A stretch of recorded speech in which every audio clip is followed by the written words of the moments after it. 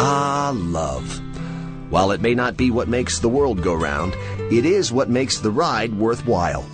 Maybe that's why billions of people throughout the centuries have seen fit to dedicate an entire day to grand gestures of romance. With Valentine's Day, the only holiday best celebrated in pairs.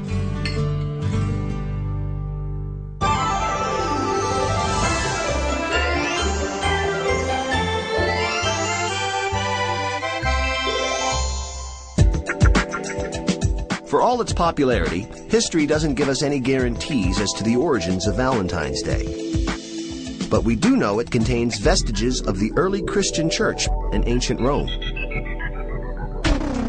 The association between mid-February and romance goes back to a pagan festival known as Lupercalia, likely honoring either Lupa, the she-wolf of Rome who suckled Romulus and Remus, or Faunus, their god of fertility. The festivities began with an animal sacrifice.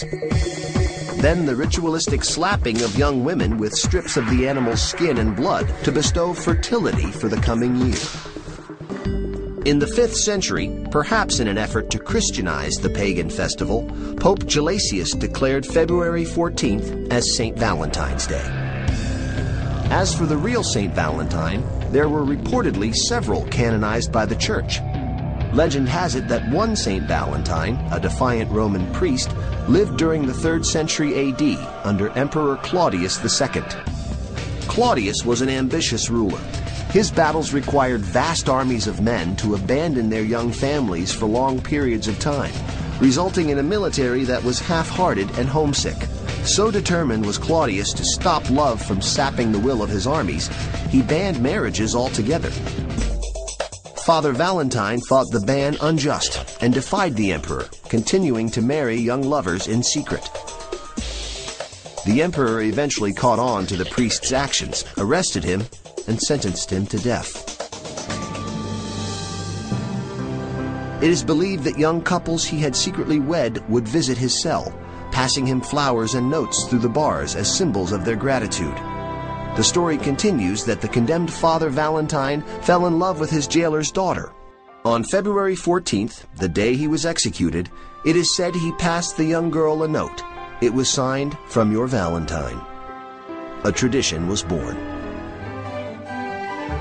Cupid, the winged matchmaker, started out as the Roman god of love, inspired the image of cherubs for Christians, and is now a favorite of card makers and mass marketers. Our modern Valentine's Day, removed from its religious and pagan past, has evolved into one of the most celebrated holidays on the calendar.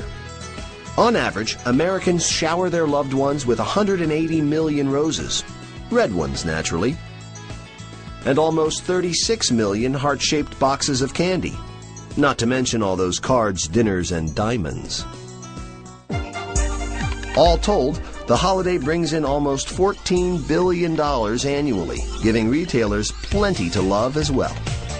But if you're worried that you can't afford to treat your loved one properly next Valentine's Day, take heart. The poets were right. Love is really all you need. How romantic.